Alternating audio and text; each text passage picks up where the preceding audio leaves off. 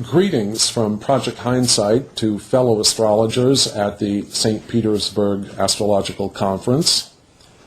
My name is Robert Schmidt, and I would like to give you a glimpse of some of the riches we have uncovered through the translation and study of Hellenistic astrological texts.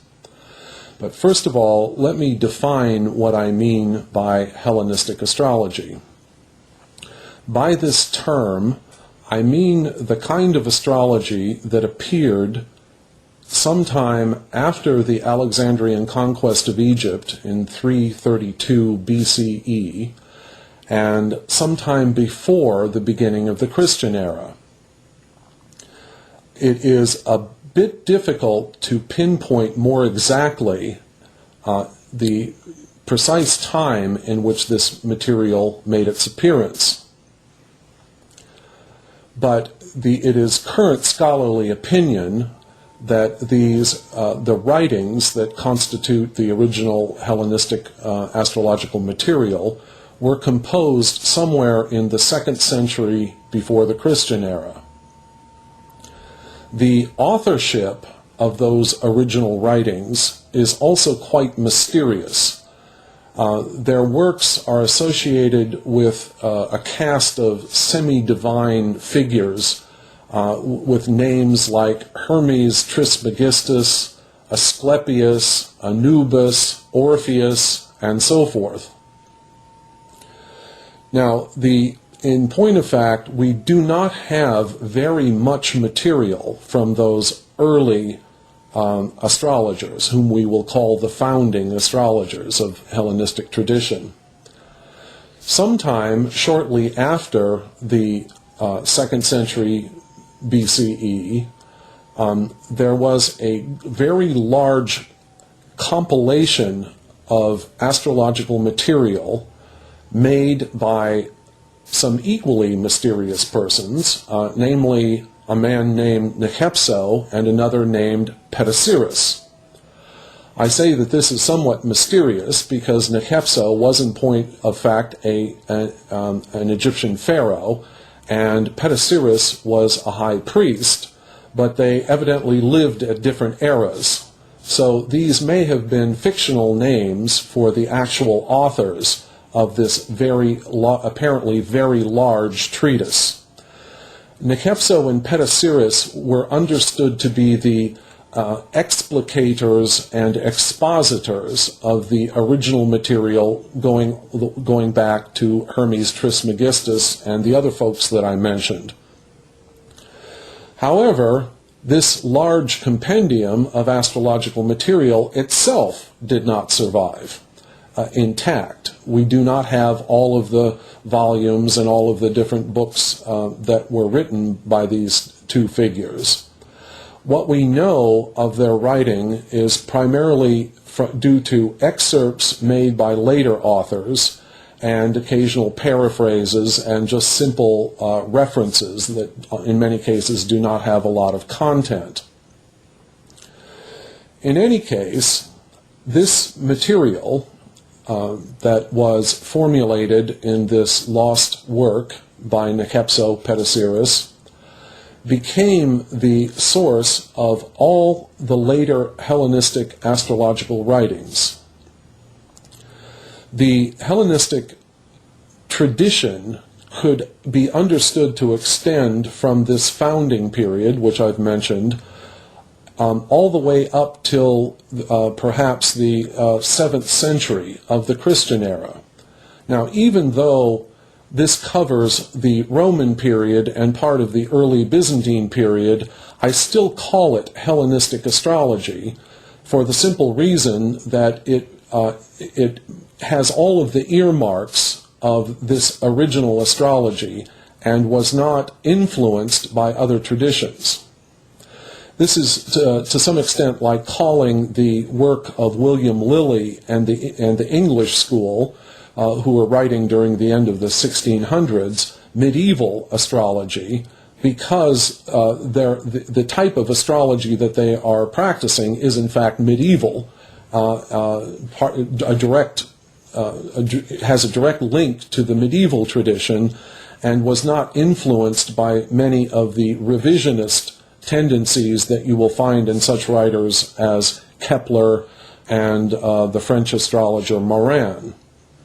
So Hellenistic astrology, by this term, I mean the kind of astrology that was practiced in something like its pure and unadulterated form from approximately the 2nd century before the Christian era all the way up until about the 7th century. The Hellenistic astrology marks an entirely new beginning in the history of astrology. It's almost certainly the case that the Hellenistic astrologers got the idea for doing astrology from the Babylonians, or possibly from the pre-Hellenistic Egyptians, or perhaps from both of whom were practicing astrology in some form or other prior to the Hellenistic period. But during this Hellenistic era, a vast number of new concepts and techniques were introduced that cannot be traced back to either the Babylonian or pre-Hellenistic Egyptian antecedents. These contain such basic astrological concepts as houses, sign characteristics such as quadruplicities and triplicities, and masculine and feminine signs, aspect doctrine, timing procedures such as transits, secondary progressions, and also directive procedures, and also the study of solar returns, plus quite a few other basic matters that are still part of astrological practice, although the original concepts may be understood differently in modern times. So this material, which is sort of recognizably astrology in the modern sense, was all introduced during this Hellenistic period. This is why we could, with some justice, say that Hellenistic astrology is the origin of all later Western astrology. This Hellenistic tradition had an enormous influence on the development of the Western astrological tradition. The material,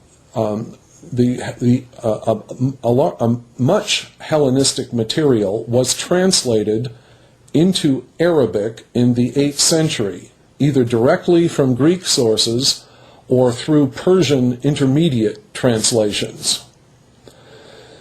And for at least the first few centuries of the Arabian flowering of astrological practice, astrology was still, for all intents and purposes, Hellenistic astrology.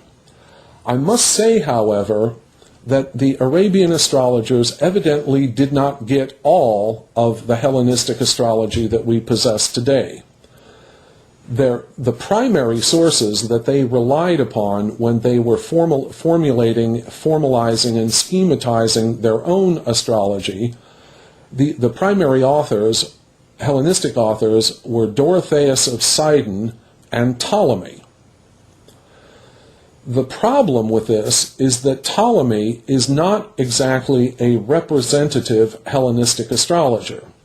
Although there is a lot of material in the Tetrabiblos, which is in fact traditional Hellenistic astrology, Ptolemy had his own agenda and discarded vast quantities of the earlier Hellenistic material and did not incorporate it into his own Tetrabiblos. So it is difficult to use Ptolemy as a typical representative of Hellenistic astrology.